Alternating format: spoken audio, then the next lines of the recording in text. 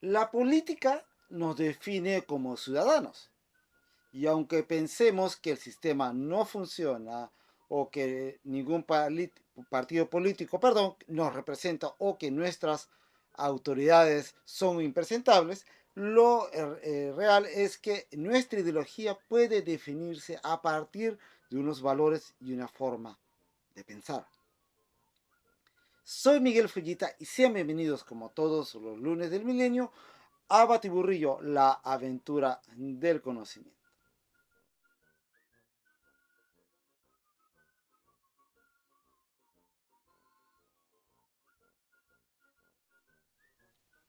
Cuando hablamos de política es usual que en el debate surjan alusiones a nociones como derecha, izquierda, capitalismo, liberalismo, socialismo, comunismo, fascismo, anarquía y otros ismos, entre otros, y hay que decirlo, las más de las veces no comprendemos a cabalidad las distinciones entre estos o por lo mismo, las usamos con mucha ligereza. Por ello es menester, queridos amigos, referirnos a cada una de estos conceptos teniendo una idea mínima de, de qué es lo que representa. ¿Le parece bien? ¿De dónde viene? No sé si se han puesto a pensar la distinción histórica entre derecha e izquierda. Fíjese que la asociación del bando derecho con ciertas posiciones políticas y la franja izquierda con otras antagónicas tiene su origen en un hecho anecdótico.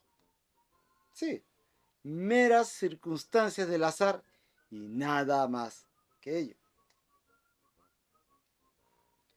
Como bien sabemos, en el año 1789 marcó el inicio de la Revolución Francesa, una revuelta popular que cuestionaba el poder de la monarquía y quería acabar con los privilegios de la aristocracia. Después de los acontecimientos posteriores a la toma de la Bastilla, el rey de Francia, Luis XVI, fue derrocado y convocada a la sazón una asamblea nacional constituyente, en la que los asambleístas tuvieron que votar sobre el veto real, es decir, si el rey de Francia debía tener la potestad de rebatir o no cualquier ley, aunque hubiese sido aprobada por la mayoría en el Parlamento. Pues bien, dentro de la Asamblea había dos grandes facciones. Por un lado, los así llamados jacobinos, que eran los representantes de la clase trabajadora, los llamados sans-culottes, literalmente sin calzones. Es decir, nos estamos refiriendo a los desarrapados, la plebe, el pueblo llano. Detengámonos aquí y hagamos una pequeña digresión. Culotte, en español calzón, no en el sentido moderno del término como prenda femenina, era en aquella época una prenda de vestir en forma de pantaloneta que acababa a media pierna y era rematada con medias largas. La alusión despectiva sans culotte no era gratuita. El culotte era la prenda usual de las clases acomodadas y por ello las clases menos favorecidas de la sociedad, por su parte, se conformaban con usar vastos pantalones largos de tosca hechura.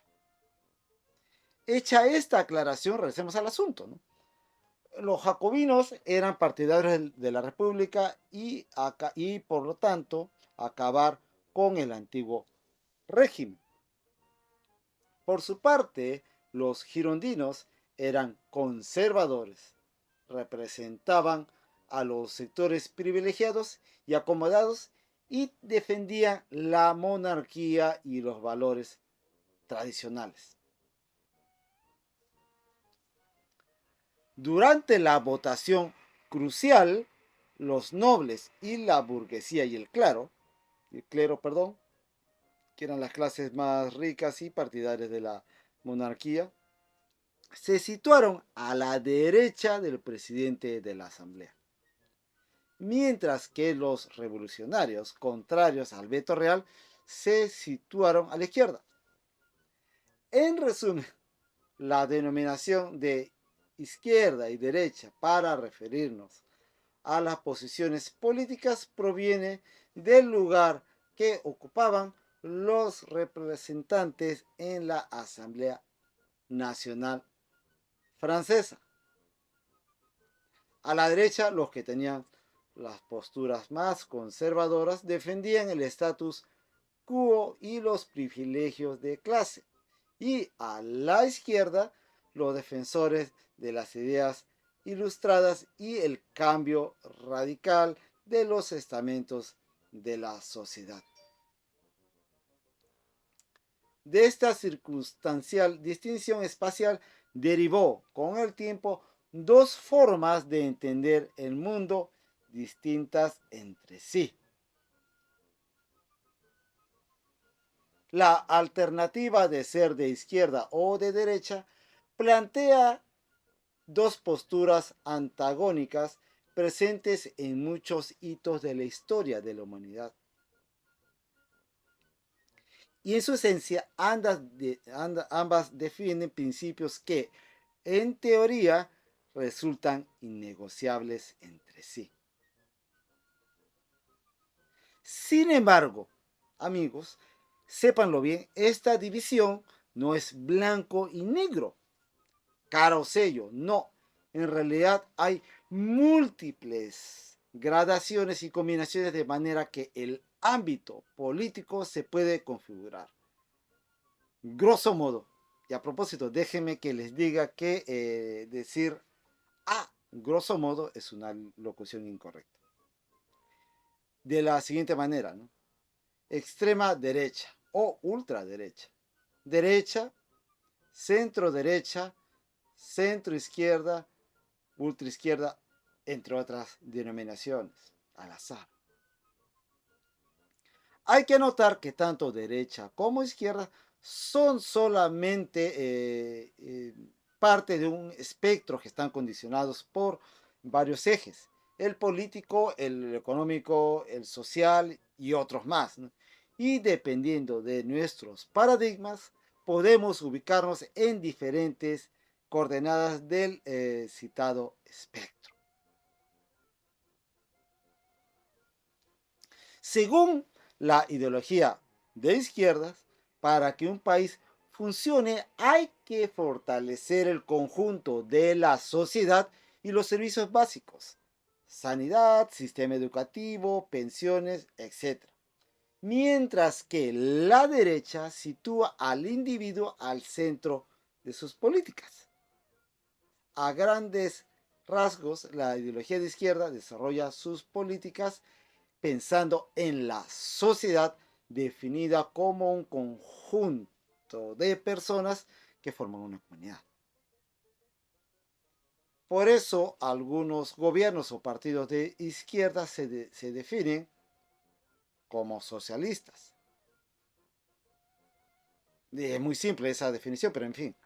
Las medidas de izquierda tienen como objetivo crear un estado del bienestar del que puedan beneficiarse todas las personas.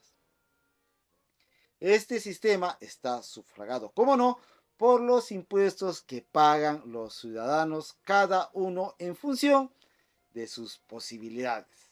En principio, los ricos han de pagar más que los pobres. Por otro lado, la ideología de derecha está más centrada en el individuo y en la iniciativa privada, ¿no? Los gobiernos de derechas favorecen la economía de las empresas para que éstas sean las que generen la riqueza en un país. Este tipo de políticas se definen como capitalistas porque el funcionamiento del Estado gira en torno al dinero o el capital privado. Por eso, los gobiernos de derecha suelen beneficiar más a los empresarios, porque son los que generan dinero, que a los trabajadores. Por su parte, también la derecha afirma apoyarse en el orden, la disciplina y las libertades individuales y de mercado, por lo que propone la meritocracia y la competencia como grandes motores de promoción y crecimiento. El liberalismo, por su parte, propugna la mínima participación del Estado, un Estado casi invisible, y que la acción del libre mercado sea la que rija las relaciones económicas y sociales de los individuos. Ahora bien, es un error común meter en un mismo saco a izquierdistas, progresistas, socialistas y comunistas, que aunque puedan tener cosas en común, también tienen otras que los diferencian notablemente.